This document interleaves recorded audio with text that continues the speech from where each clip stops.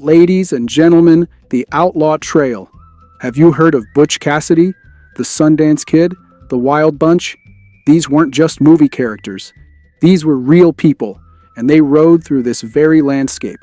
They hid in these canyons. They knew these trails, and on this ride, we follow in their footsteps.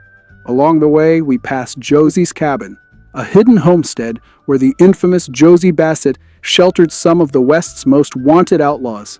She fed them, hid them, nursed them back to health, and asked very few questions.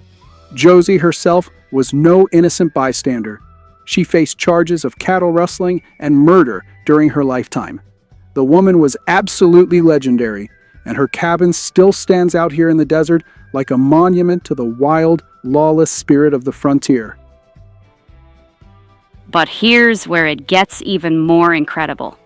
As you're riding this trail, surrounded by red dirt, slick rock, sand, and the occasional water crossing, you look out across the Green River and you can see Dinosaur National Monument, right there, just across the water.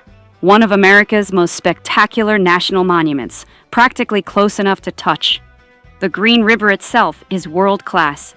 Rafters and fly fishermen come from all over the country to be on that water, and you're riding right alongside it. And then, at the very end of the trail, you take a short quarter-mile hike down into a crevice in the rock, and there, carved into the stone walls around you, are more ancient petroglyphs, thousands of years old, surrounded by rock formations that look like they were sculpted by a very ambitious artist with a very long timeline. This trail has everything: history, legend, wildlife, ancient art, dramatic scenery, and stories that will stick with you long after you've gone home.